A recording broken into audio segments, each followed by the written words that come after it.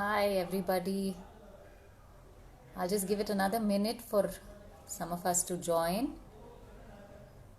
And welcome to the One to One series curated by Alap.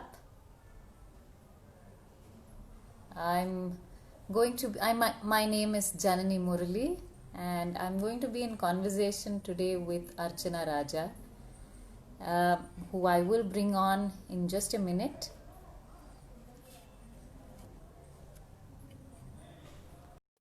As a lot of us are joining in, yes, and Archana's here as well. So Hi, I think, Janani. hi Archana, and it's maybe we'll give it a minute for people to join in. Sure. Yeah, and so I think just to sort of give those who've joined in an idea of what this series is, because we're the first invitees to do it. And what I think excited both Archana and me when we were asked to do it was because we didn't know each other, apart from, I think, having just seen each other's work on social media. I think whatever we've shared of our work, and I think the few WhatsApp conversations that we've had today before this session. So we don't know each other, so that's exciting for us. And but beyond just two people having a conversation here, I think the intention behind this series that we're starting off today is to understand each other's journeys. We all come with very different stories, and it's important for us to learn about another person, learn about their journey, just so we can understand, just so we can empathize and acknowledge where we all are at and why we do what we do. And so I think we're just going to today, of course, it's going to be a mix of getting to know each other as well as addressing all things art. So we will welcome questions that any of you have through the conversation. Yeah, so I think I've said a little bit. Archana, you want to say anything before we shoot questions at each other? Sure. I just want to clarify one thing. Should we just turn off the comments before we Yes, continue? I Yeah. will do that. Yeah. Yeah, so I've turned off commenting, but we'll turn them back on a little Sometime. later. Yeah. Yeah. So first of Yes. all, thanks, Janani, for accepting to speak with me today. It's very exciting. I don't think I would have. I'm getting an echo. I'm hearing an echo. Are you hearing an echo too? No, I'm not hearing. Okay. All right. Fine. So Yeah. I don't think I would have imagined to connect like this during this time, especially. So thanks to Alap and Akila for coming up with this unique, yet another creative concept for their audience. And I think I was excited and wanted to jump into this because as dancers, we don't get an opportunity or chance or even the time to kind of speak to one another because mostly we are caught up with our own lives. So I don't blame Yeah. anybody for that. Yes, Uh, yes. but yes, I'm glad Absolutely. today. So people are saying there is an echo from my side. Oh, is it? I'm going to try and disconnect my headphones very quick. Yeah. So can you hear me now? I can hear fine. If anybody else is hearing an echo, I think there is an echo. I don't know why? so how do you fix that? Is something that I have to do on this side? No, I don't think so. One second. Can we just Okay. like to know if Yeah. Can somebody let us know if there is an echo still from either of us? hello, I'm going to be, there is still an echo. You keep your headphones on. Okay, Yes, there so is. uh, since there is, okay, that's how it Still is. an echo. I'm sorry. So I think, Jenny, if you put, Want me to put on the headphones? Yeah. Earphones? Yeah, okay. Just a second.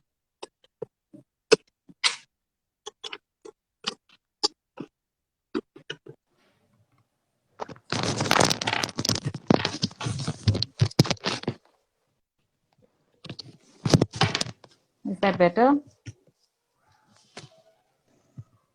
Both of you put on the earphone. Now it's fine. I think now. Okay. Okay, so, if it's better, then I'll turn off the comments. Thanks. Okay.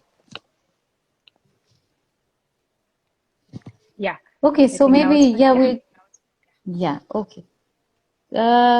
So I mean, let's start from the beginning, I guess.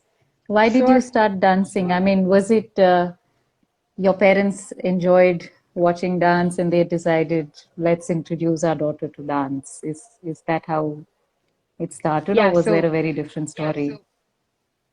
well, I think my family is remotely related to dance and music.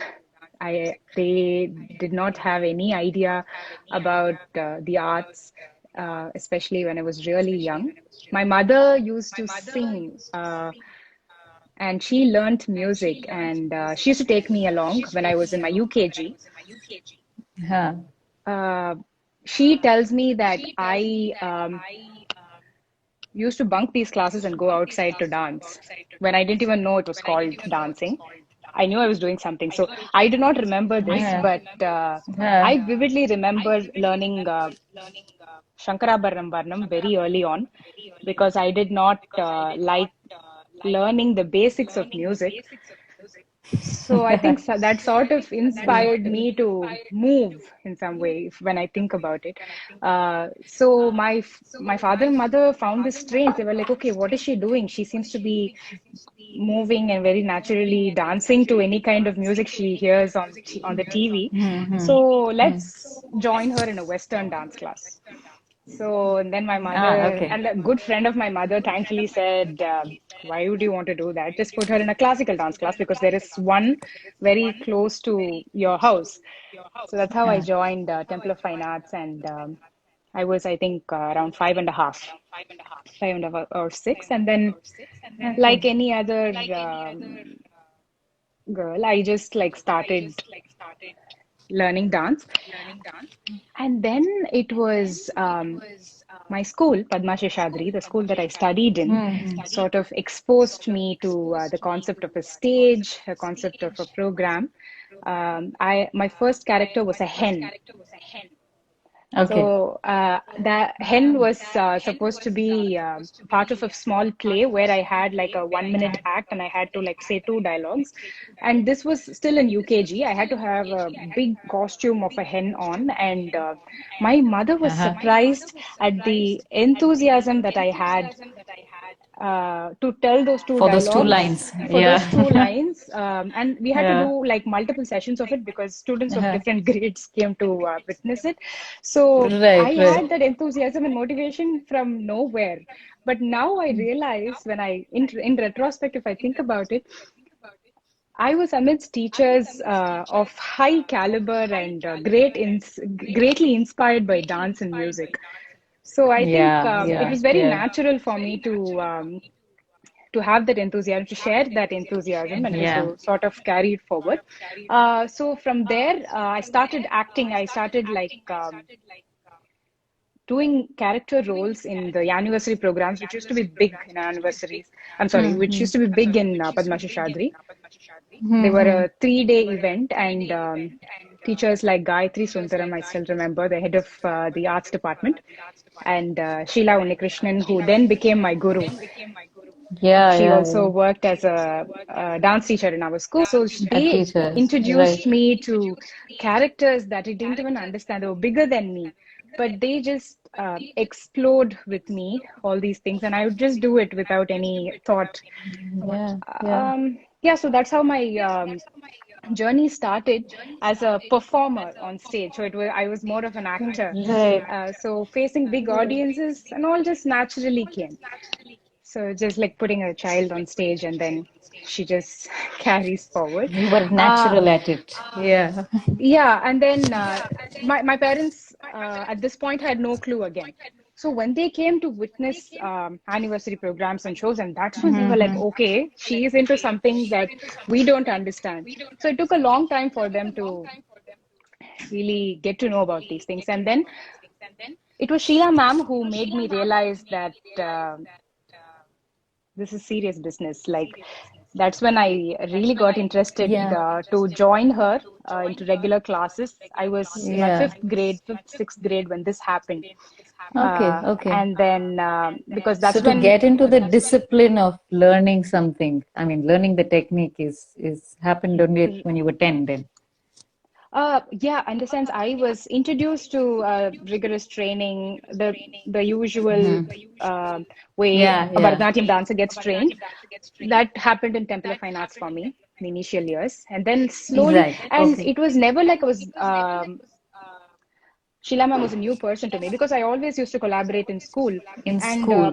the kind of exposure that Padma Sheshadri gave, like second grade, third grade kids were asked to, were introduced to Tyagaraja Kritis and stories from mythology and whatnot. So we early on got exposed to all these things and I started dancing. But however, I got Right. more structured training once I joined Sheila ma'am and Yeah. then Yeah. continued my training with her. It was a 10-year stint, and it was a very, very rigorous training and Yeah. Yeah. absolute focus in my physical training. And I really enjoyed it. It was, I think I evolved as a dancer Yeah. in that Yeah. period. And then, so yeah, I mean, after that, it moved on. I had to take multiple breaks in my career. I 10th standard came, boards came, 12th came. So there were many things that changed in my life as well. Uh-huh. Yeah. I Yeah. and I had the unique experience of getting back to dancing after a major exam. So getting back was a big challenge for me, but very interesting And how an long were these experience. breaks? I mean, when you say a break, you took like the entire year off to when you did board exams and things like that. Yes. Yeah. So Okay. yeah, it meant Yeah. the whole of my ninth, eighth, ninth. I we used to have so many shows, so many programs, Yeah. especially Yeah. in Yeah. Sri I Dev and know. Yeah. Vidyalaya, day in and day out. Yes. It was Yes. both in school and in our dance class, and there was no playtime, and to work hard and all was a very basic necessity. And somehow Yeah. I Taken never for granted. missed, Yeah. yeah, and I somehow never missed Yeah. the playtime after school. In fact, I had a friend circle who had no clue about this or this version of me. Right. So after school, I just went to dance class from 4 o'clock, and we used to be Yes. Yes. there till 8 o'clock, and get back home for dinner. Yeah. Yeah. So, Yes. so this is how half of my school life was, and 10th was a big change for me. It felt very different to take that break and sort of focus in my academics, and then to come Yeah. back was a daunting task. I somehow Why tried was it doing it. daunting? Daunting, was it because I mean, is it because it's physically, something that you've taken a break from and your body is, I mean, is suddenly, finding, oh, this is familiar, but then it's not really Right. familiar. Is that what it was? Or The because thing because is, I'm yeah, talking of breaks from maternity, okay? So for me, it's right. a very Okay. different thing. But breaks are nevertheless, it's different for different people. Mm-hmm. And so why was what was daunting for you? Was So it I think, first of all, I have this natural tendency to put on weight very quickly. So our training okay. demanded a lot of strength and flexibility in the body, and it was Absolutely. physically Yeah. very taxing. So all of a sudden, I tried. I mean, in your mind, you're all enthusiastic, you want to get back, but your body Yeah, doesn't absolutely. cooperate. And that is like a Yeah. different experience. And the first time I was shocked. I was Yes, like, yes, okay, yes. what is really happening? And sometimes you feel alone at that time. So it is very Yeah. important to stay positive. But but when I was 10, when I was in my Yeah. 10th grade, I really didn't have that mental maturity. Of course, I felt bad. No, I you cried at can't. home. Yeah. Yeah, so those things had to happen. I had to like cross that hurdle. But of course, Sheila ma'am, again, the opportunities and the it all everything like came together so well that I was again challenged to do many programs over that month that I came back. So I Yeah. had to like get myself into that rigorous practice again, and I kept going. But it was Yeah. very Yeah. difficult and challenging to get back. And the same thing I No, had I to, mean, yeah, go ahead, yeah. sorry. No, no, go on.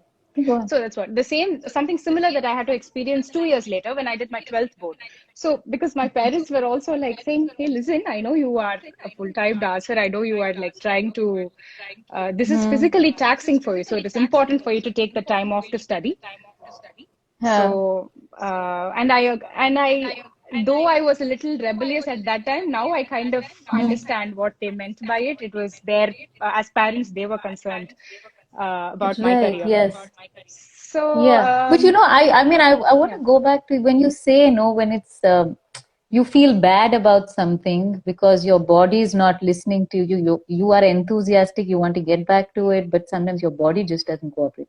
And it's not just you doing it at 10 standard or 12 standard, okay? Like I can tell you, like I have two kids, and coming back to dance after each of those pregnancies, the first time around was very like it was like okay, in 6 months I was back to dancing.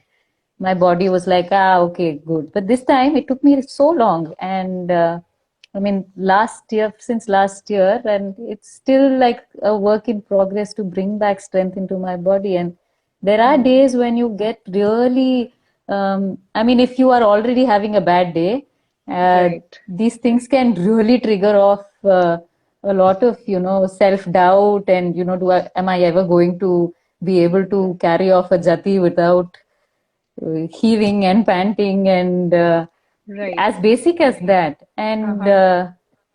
I mean, So and this at sort that of time, yeah, sorry, what? have no, like at that time, have you thought about the fact that you should give yourself the time that is required? Yeah, so the thing with coming back after a kid, no, is that as it is in that postpartum period, your mind is all over the place, your emotions are all over the place. So logically, you're telling yourself, look, it's fine, your body's changed so much, you have to this thing. But there is a part of you that, throws up these very irrational thoughts as well. And you need luckily for me, and I know a lot of my friends have gone through this as well.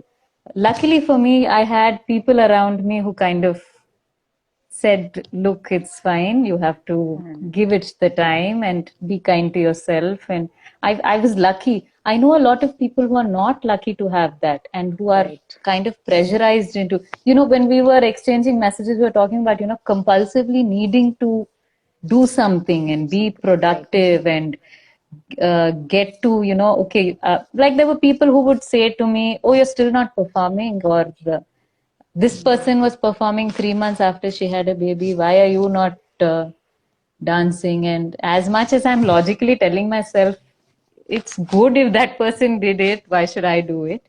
But Right. there is a part of you that are like, oh my God, why are people saying it to me? And Mm-hmm.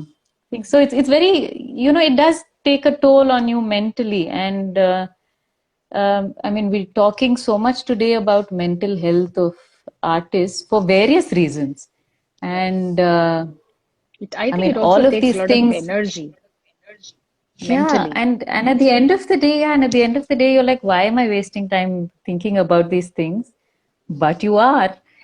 Yeah. And yeah, and it's very important, and it's exactly these reasons that you have to become more empathetic of the other person. And Mm-hmm. it's understand what is happening and not just be this is what it is and you have to fall into line, uh, Right. sort of thing. It's I think I'm actually very fortunate that I also had a lot of dancer friends who are very supportive of me, Mm. who themselves had just had babies, or stuff like that. And yeah, it's something that we really must address, I think. And mental health is coming more to the fore, especially now, because the pandemic has hit people into almost solitary confinement for a Absolutely. lot of people. Absolutely. I And mean, yeah, yeah, it's I mean, I was like, so when it's funny because when I think about it, in that period, I think that's when I started thinking, okay, I should start listening to people less because there's too much noise around me. yeah, So that also helped me think responsibly. yeah, So the lesser you want to like listen to people because you get confused and they are they are an accumulation of their experiences and absolutely. they are going to be telling their opinions based on that.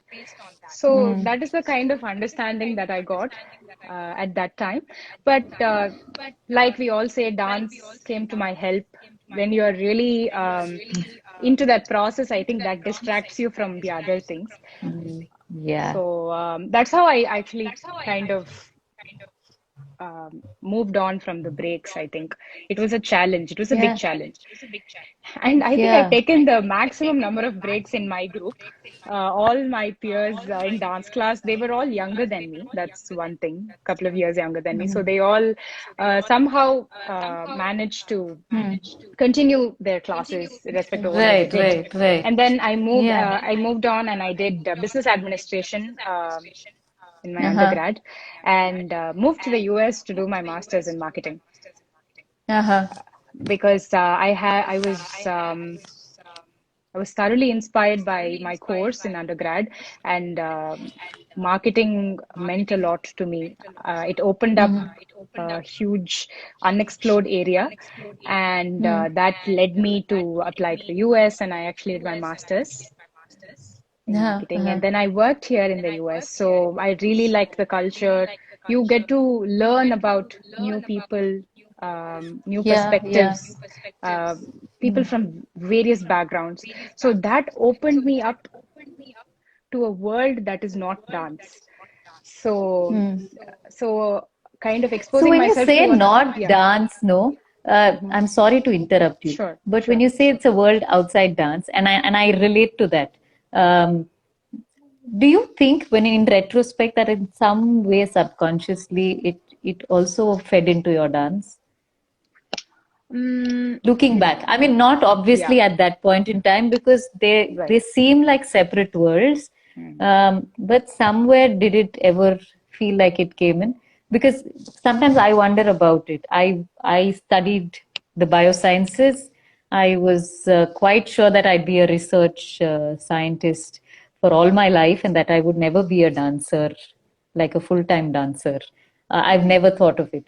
Um, so, so, so, for a huge part of my young adult life, dance was just something that was very important to me. Okay, I was like quite sure that dance was like always there for me, but I'd never pursue it as a career or a profession, because I had my ideas in my head that dance had to be idealistic, and um, if I made it a career, or if I made it a profession, maybe I'd lose out on that idealistic quality, Hmm. or that sort of idealistic space that it held for me. Uh, and so I actually kept these things quite separate from each other. Like, I was working in vaccine development for a few years, and dance was dance. But now, actually, when I think of it, a lot of what um, of the manner in which research was carried out is actually something that helps me today. When Hmm. I think of, how do I study dance, or how do I study something allied with dance, it actually does feed in because of Hmm. what I've learned on the job. Um, Right. so, sometimes you don't realize it then, but I'm sure there's something that you think, somewhere that it kind of crosses over. Right. I think the first thing when I came to the US, I realized that you get to meet a lot of people. And it is very important for an artist for a dancer, musician, anybody for that matter, to be able to um, articulate their art. And I think Hmm. my cross-disciplinary Huh. exposure helped me doing that. And at least if Right, I've right. not become articulate enough, I become more aware that I should be. So that Hmm. awareness was not there before I probably came to the US. I mean, it doesn't mean that it happened only because I came to the US, but it is about how I solely didn't focus only on dance or just in one area of expertise, and sort of Hmm. moved and saw another area of interest, which is marketing, which is a world of its own. And just like you're saying, how you're able to apply whatever you learn from your job in your art. For Hmm. me, the importance of understanding my art objectively Huh. um was a realization, I think. I mean, that's how it reflected in each other. And Yeah, like yeah. even to create a voice for yourself, right? Like marketing was all about creating a brand. You get introduced to identity. So that sort of reflected in my dance, the Right, needs that, yeah. I mean, because for the longest time, I was even thinking today, we have adequate guidance when it comes to physically getting trained by a teacher. But after that, when you want to nurture your art form, and especially when you're growing old, you're kind of all over the place in the beginning. You don't really have some person guiding you, unless and until you're lucky to have mentors and scholars, or gurus, or well-wishers for you who can kind of direct you in that direction. And you should also have the ability to ask the questions that are right. So that will Yes, lead you yes. to the answers. So these are the Yeah, things that yeah. I learned from such an exposure. Yeah. Hmm. Yeah, but being all over the place is also a good thing, no? Sometimes. Yeah, Uh, but it can be like very after. I mean, for some time it is exciting, and I think it is very individual also. If you're all over the yeah. place, you need to have the confidence to kind of deal with it. And Yeah, because I sometimes, yeah, actually enjoy being all over the place sometimes. agree. Because when you start thinking about something, Mm, it could be a concept, yeah, it could be, what do I want to do today with dance? And there are so many tangents that it takes. And mm, sometimes just going off on these tangents is exciting for me. Um, I mean, even at this point, I think that I dabble in so many different things yeah, yeah, that sure. I don't, that sometimes I don't feel the need to say, okay, let me just focus on one thing or let me just go down this path. Right. And I'm actually quite happy doing miscellaneous things. Right. Um, So that and sort of, actually brings me to the question to you, hmm, because I know we yeah, are also like having a time crunch, but yeah, yeah, you yeah. have your hands in many pots. You're so multifaceted. I did a small stalking of your social profile. It said writer, biologist, ecopreneur, and a performer. So how Yeah, do you like yeah. manage time? Do you do a little of everything every day, every week, or do you take time off to do the other? When you do the other, rather. Um, no, so yeah, they're all things that I'm quite passionate about. Um, and there are days, it's not like I have my days fully sorted out and I know I have it all slotted out. It's not like that. Mm. Um, there are days when my to-do list is completely ticked off, but there are also days when I'm so overwhelmed with nothing being done. And I also have two kids, and my younger one is 1.5 years old, so he commands most of my time. So so there are days that it can get very overwhelming, but it's just that I want to pursue all of this. It's I don't have I do I'm very conscious not to set a deadline for myself, or sort of set a goal saying I must have done so much in this much time. I think that puts pressure. So I write on the arts. I write for the Press Institute as well. I So they're all things that and because the writing work itself is also very diverse. It's something that I really enjoy. And of course, in the biosciences, it's a whole different thing. I mean, it's journal publications, and um, it gives me a different sort of high, I would say. I don't know if that's the right word to say it, but when you finish doing a paper, the kind of um, it's a different quality of happiness that you get from each of it, I think. Right. Yeah. So, And dance has kind of, it's something that's always been there. So dance is dance. It has its place for me. And I think for most part, I think I pursue dance related activities, whether it's teaching, whether it's practicing and performing, or whether it's arts writing. I think that is occupies more like a more was it a percentage of my conscious time. choice, or it naturally just No, I know. I think it's really happened very organically. Like I said, I never thought I'd be a performer. I never thought I never thought I'd pursue it to this extent. I always thought that, whatever performances come my way, I'll do it, but I'll always have like another career to pursue. But I think it was after my daughter was born, and I was on a sort of a sabbatical from work.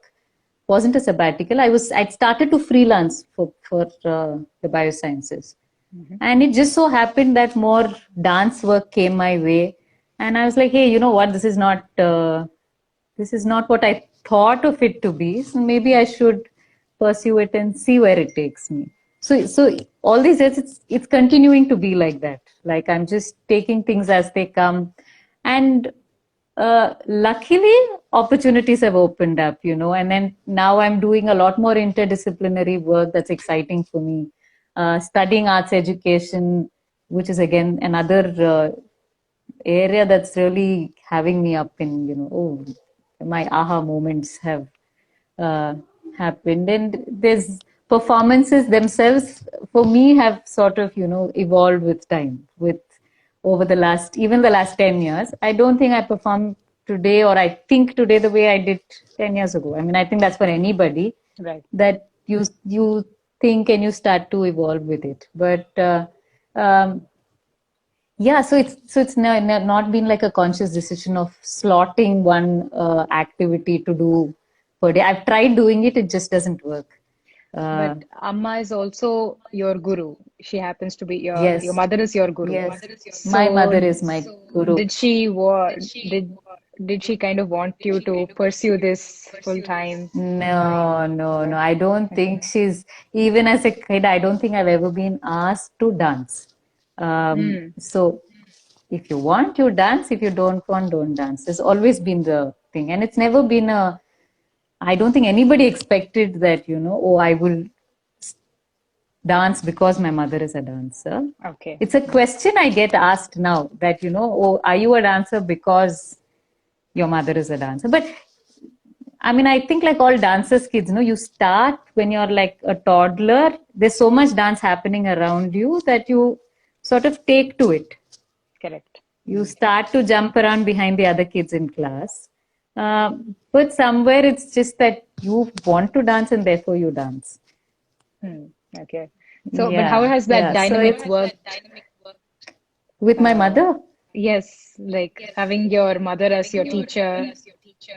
I've not known anything else. So I think I mean, I understand it's a very different dynamic from, say, going to somebody else as a teacher. Yeah. Um, but I mean, in my childhood, it was very regular. Like I was in a particular batch of kids. So I would do classes with those children. Okay. With this, like I had my batchmates to learn dance with. But also, I started performing with my mother very early. Okay. So by the time I was like 9, 10, I was performing with her. Like I do some small filler pieces when they would do costume changes were still a thing then, no? Right. Like they would do 2.5 hour recitals. So they would change their costume midway through the program. So I would so I do that filler item in between. That's how I Nice. think I started performing. And yeah, so I mean, we should run out of time. Yeah, yeah. Uh, Sure. yeah. if you're keeping track of it. Yeah. Yeah, so I So, was also going to, yeah, sure, you're going to say something. no, I wasn't going to say it.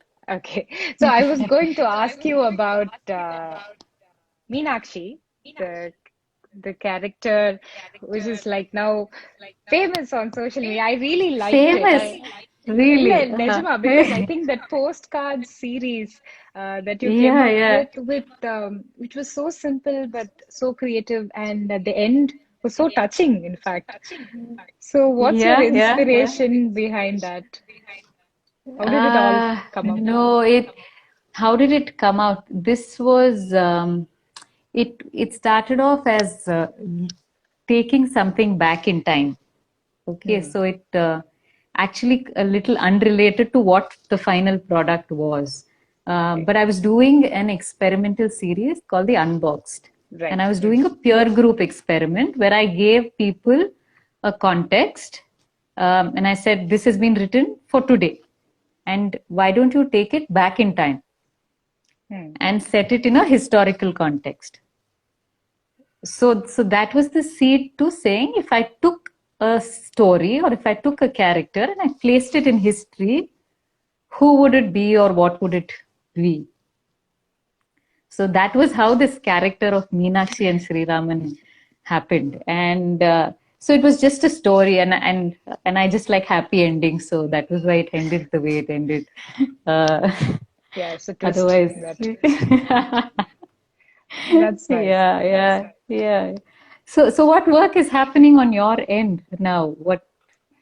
How are you pursuing dance, or what do you make of this whole situation that we're in now? I think the pandemic has both challenged us as well as thrown out actually opportunities to think, to create, to revisit our convictions, and Right. sometimes you find a sort of reassurance in your conviction. Sometimes you want to completely redo it, or you might want to undo something. So, what has it been for you? So, I think I should rewind a little. So, the year of 2019 for me was super busy. It was probably one of my best years also because I actively got into freelancing projects, and I had quite a number of performances. It was a great learning, it was a period of learning experience as well. So, once after that happened, immediately I got married. So Okay. everything just happened like in the blink of an eye, and I'm like, then I had to like do a show and then actually leave to the US, and then I was shut down with a lockdown, like one Yeah. week after I reached the US. So it was like too much to kind of digest in the beginning. I had a US tour scheduled, and that got canceled. So just like other fellow dancers, I went through a very bad um, kind of I had to like really collect my thoughts, and it was a challenge like to manage the situation. Uh, but then the pandemic really made me thinking like I wanted to test myself to see what can happen to me if I didn't do a lot of things, and not be really tensed about having an agenda and like achieving something just because I'm in a lockdown and many of my plans have been cancelled. So, what is my plan B? I really have to, I wanted to really go through that period to understand what really happens when I don't do anything. So, like others, I also started watching a lot of performances. It gave me a lot of time to see other people's work. Huh.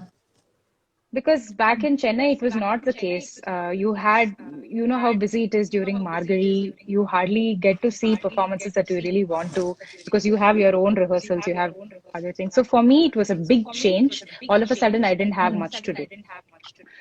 So I started slowly exploring other things. I started cooking.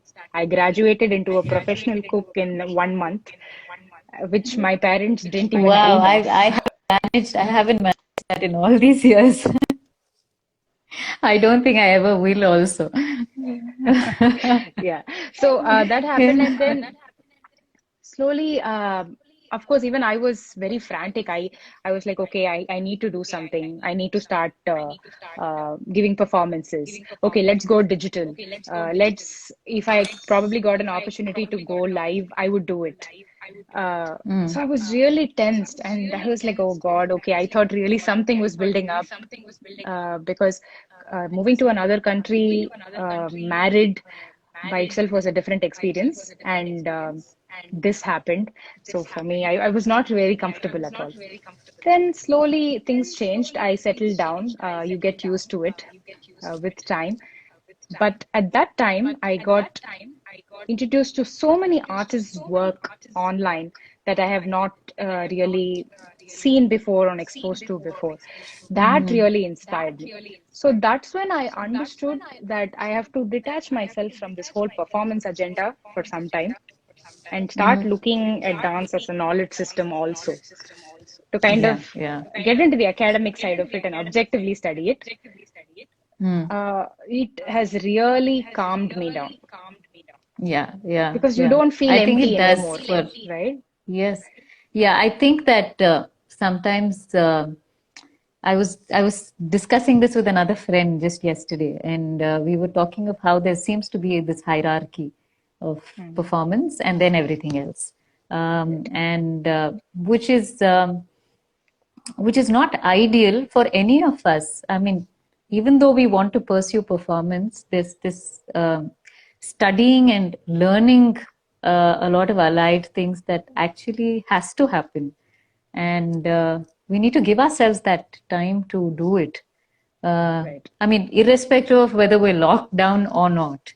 Um, Mm. and for me, I think writing really opened up a lot of learning, because then I was Mm-hmm. talking to a lot of people, peers, very much senior people, much people much younger than me as well, and kind of gives you a very so many different perspectives and so many different, suddenly they'll be like, okay, maybe triggers of a lot of things that you could pursue to understand the art better, to understand yourself, how you want to engage with dance at all. Mm-hmm. And questioning movement itself, Right. questioning, I mean, when I say questioning, I don't mean it in a rebellious way, but questioning very objectively, to sometimes just revisit. I mean, I know I've had to revisit like my adavus now, because simply because my body has changed, right? But it's Mm. also about, taking, extrapolating that and looking at how do you see movement at all. Mm-hmm. Yeah. And to start to understand that, I mean, of course, there are very senior artists who've done phenomenal work in that area. So to even begin to understand where they are at is going to take some time. And I'm actually kind of glad that this period is, lessened the performance thing. Of course, there's a lot happening live, and that's also, I mean, if people want to go live, that's great. But I think It's their choice. Yes. Yes.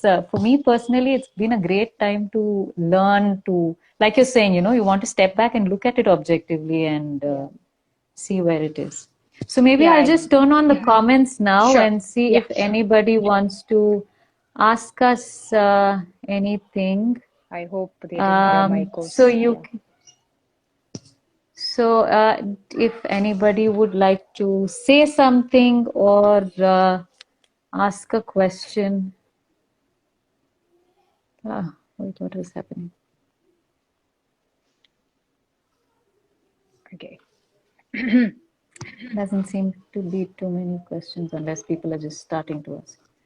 Right. Um, I mean, I but think yeah, I should so take this time to thank my gurus from whom I'm taking my training now. I'm continuing my training. In fact, Vijinaka and Ranjitana. It so happens that because of the time difference, I have to wake up at 4 a.m. for my classes. It's been wow. absolute bliss. So 90 days since I did it. So you've done 4 a.m., is it? Yeah, 4 a.m. almost every day, except I'm two also up at days. 4 a.m., but I go back to sleep at 5. Yeah, no, I get up because my son gets up and I have to get I up. get it. Very I get it. different situation, but I go back to sleep. Yeah, I uh, think but yeah, yeah. Akila, I'm sorry, I think Akila has asked a question. Why do you think dancers need to Dancers need converse? to and talk to each other.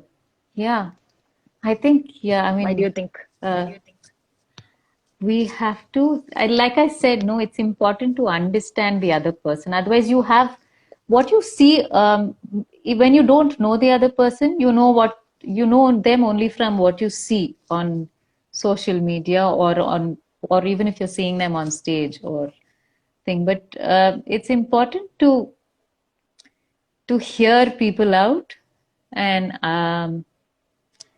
and then it gives you a little bit of an insight into another person's life and where they're coming from and like I said, we need it to understand each other and be a little more kind to each other. I mean, we all need to be kind to each other so much more than it already Absolutely, is. absolutely. Yes, yes.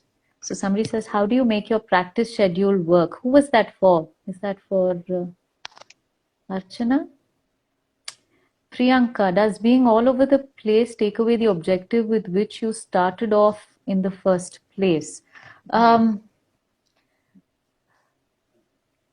um, if you are very particular about the objective that you started off with, then maybe. But if you allow yourself the time to go on all of these tangents, then what I'm saying is that that journey or that time that you are going on these tangents itself can be so rewarding that maybe you'll Hmm. come back to that first place that you started off with, or maybe you won't. But I think Right. sometimes it leads you on to things that you didn't think of in the first place at all. And although all of this sounds very vague, I mean, when you look at it creatively, at every point you find yourself in a space where, like, okay, maybe I should pursue this now, and it sounds exciting. And as Mm-hmm. long as you're feeling some contentment at the end of the day, I think it's all good. Right. Do you feel people outside India are more appreciative and receptive to the classical arts? Do you want to answer that, Archana?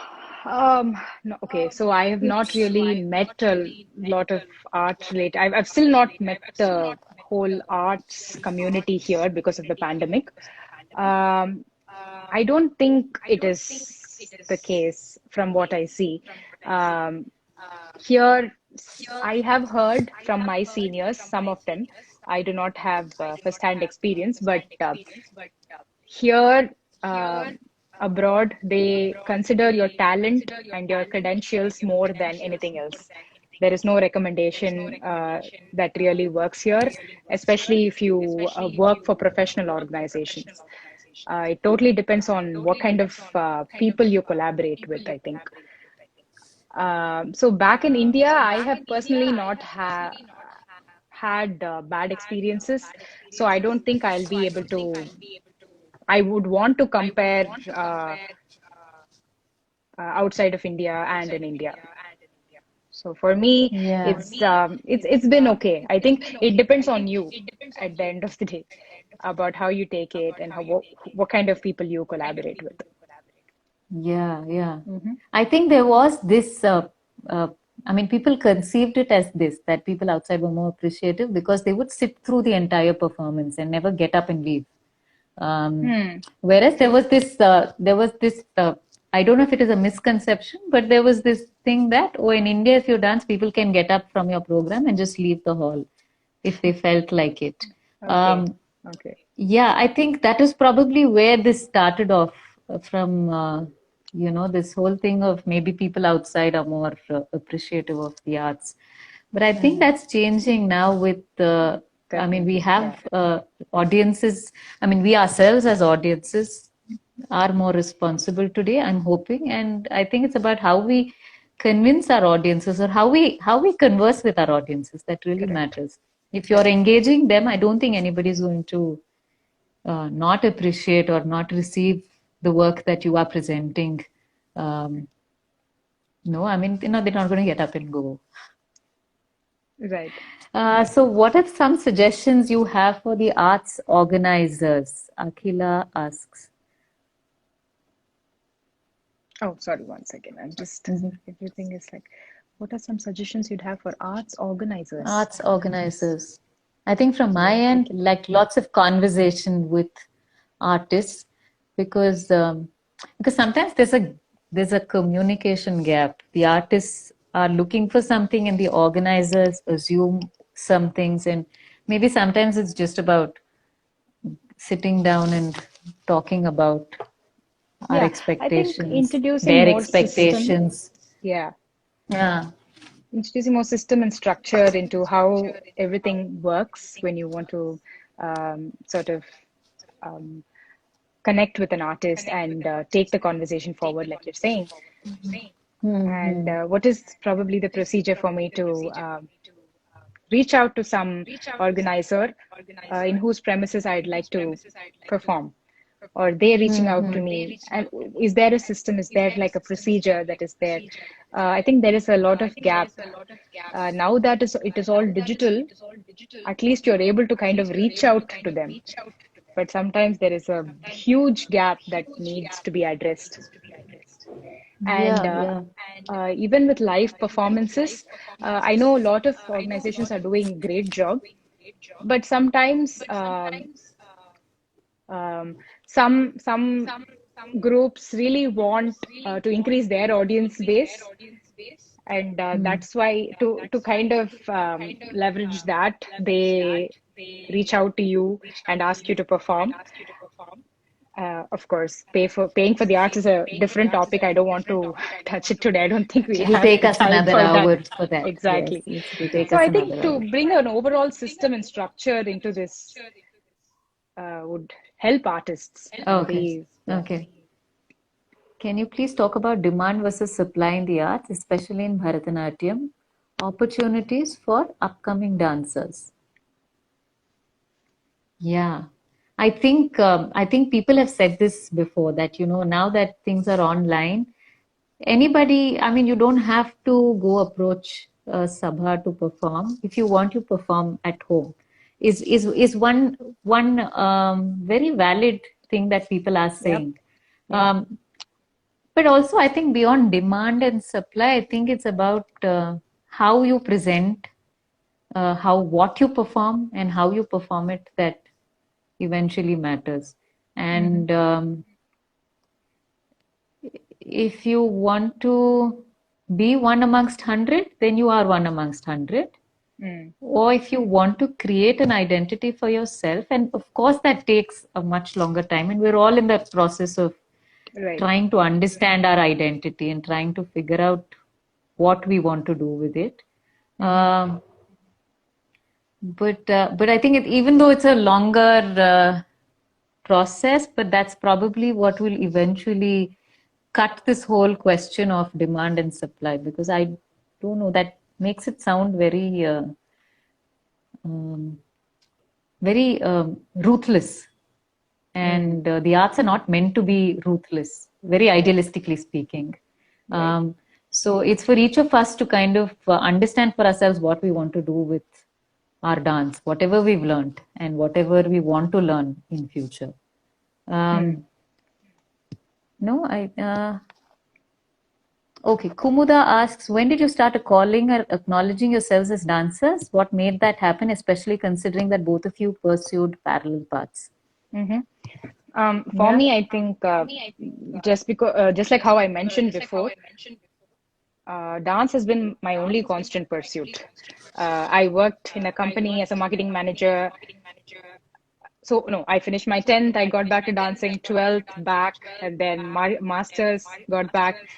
And then again, I worked full time, and then I came back to dancing. So, I realized that no one could stop the dancer in me. So I think that's the Mm-hmm. point that I acknowledge myself as a dancer, and simply because that brought out the best version of me, I think. So that Yeah, just yeah. made me come back to dancing, and yeah, just it's a calming experience on the whole. Yeah, What's yours? yeah. Mine, probably only recently, as in when I'm Okay. saying recently, maybe 8, 9 years ago was probably when I said, because of the amount of time that I was dedicating towards dance. Um, Otherwise, I always said, yeah, I dance. I am a biologist and I dance. But I think, it kind of flipped around maybe less than a decade ago. Yeah. So I don't have time for physical fitness with two toddlers, but I'm a passionate dancer. How do I take out time for practice? Oh yes. So yeah, I have two kids, and it's of course it's very overwhelming on most days because toddlers demand and command almost all of your time. And I think it's just for each of us different things work. For me, it's been about taking an hour to myself, at least on most days. It doesn't happen every day, but to take that out and just work with my body and my mind in different ways. It could be yoga for some people, it could be running for somebody else, whatever works for you, but to actually be disciplined with taking that time and just being with yourself, to understand your body, re-understand your body, because kids, having kids does change your body, and you have to start from tattadu again. So yes, just I So think, did just you did even you if it have sometimes days start, where yeah, did you yeah. also have days where you were like, you know what, I don't want to do this? Did you I like don't want to do have, what, dance? yeah, like did you have bad days as well? Yeah, I mean, there are days when you just want to not do anything as well, right? Okay, okay. Mm. But for me, dance is my go-to. So if I have had an overwhelming day because my kids have been cranky, or any of my other work didn't go the way it was planned, maybe if I went, and sometimes I actually just go do some home workout videos, and just to burn some energy, and Right. that helps me. And it's different things for somebody else that might not work, but you Correct. just have to Yeah. figure out what it is that gets you into that space and helps you make your body stronger, and also calms the chaos in your head. Hmm. Um, Janyaka, Archana, I would just like to say this talk was too good. This situation has helped a very few artists and people who really needed to empathize with each other. Thank you for this. That's great. Alap Concepts, yes. Thank you, Alap and Akila, for facilitating this. Do let me know if we're running out of Yeah, I think it is. We have time. like 4 more minutes. Yeah, so let's quickly, if anybody else has, what's your process behind choreographing or bringing to life a concept, and what is your research process? Um, that, I guess, is a long question. We'll definitely probably answer some of these questions once we finish this, if we are running out of time. Does that work, Archana? I think we'll probably, each of Sure. us will text you our answers to some of these. As a We can male do that. dancer, to understand female dancers and the challenges they face with physiology, pregnancy, after marriage, and society. Thanks for touching that topic. A lot of smileys and hearts. So I guess thanks for watching. Thanks for joining us on this conversation. I know it's really a start to getting to know another person, Right. and I think we all have almost a barrage of things that we want to speak about and we want to exchange with each other. And it's not just two of us. I'm sure everybody wants to do this. Right. And so it's great, Akhila and Alap, that you're getting artists like this together. And I'm looking forward to all the sessions that are going to happen in future. And for, I think, the one or two questions that we didn't answer, we will write out to you. And Yeah, yeah, I'd like to so thank yeah. Akila and Alap as well, because I think our community, the arts community, is small, and there is a lot of if I think there is already a lot of disjoint and fragmented behavior in our community, and it is important for us to sort of create a conducive environment by interacting more with our fellow artists. That will not only develop the arts, but encourage future generations to pursue this. Yeah, So I yeah, think yeah. thank So you. it Thank you says all like, for joining us. yeah. Yes, thanks. And we'll sign off for now. Thank Okay. you. See So you, Janani. bye. Take care. See you. Yes, bye.